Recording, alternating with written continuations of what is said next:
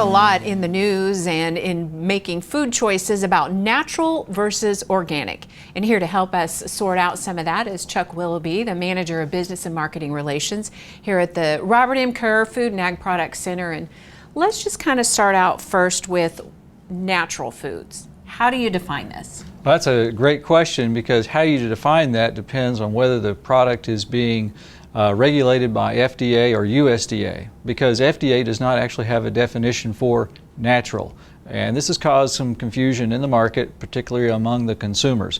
When FDA looked at the Nutrition Education Labeling Act in 1990, they tried to come up with a definition, even through focus groups, never could arrive at one, and said, okay, look, we're just going to go with our old policy. Nothing synthetic or artificial can be added to a product you want to label as natural. And it can be a little tricky, though, when you're navigating those labels. Sure. Right? Oh, absolutely. In fact, I've got a couple of products here, a couple of beverages. We've got a natural Sicilian lemonade, and then we also have this peeling good orange drink with natural flavors. And so if you look at the product, you might say, if you don't know any better, oh, look, these both are natural drinks. But if you read the ingredients on this one, there's no artificial colorings. It's basically sparkling water and some natural flavors and sugar. This one, though, you can see that there's yellow number 6 in there. And the thing about the FD&C colors, they're derived through a chemical process that utilizes actually a petroleum product. The toxins are removed through the process, but that allows for a stronger color that withstands fading and things like that. So the industry benefits from the attractiveness of that, but the consumers have shifted away from those really vibrant colors to more of a natural. And it's really kind of up to the consumer, though, to sort it out, right? It is. And so as consumers, you just try to make yourself more aware. Now, products that are regulated by the USDA, they actually have a label review process, and they do define what is a natural or what is synthetic versus non-synthetic. And so they go as far as saying no colors added, no synthetic or artificial ingredients added, and minimally processed.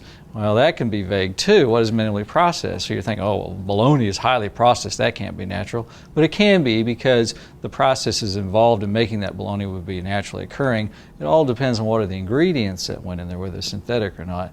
USDA takes it one more step back towards the farm gate and says that the animals were also naturally handled, not fed synthetic hormones in their diet, or the plants do not contain any genetic engineered, bioengineered materials.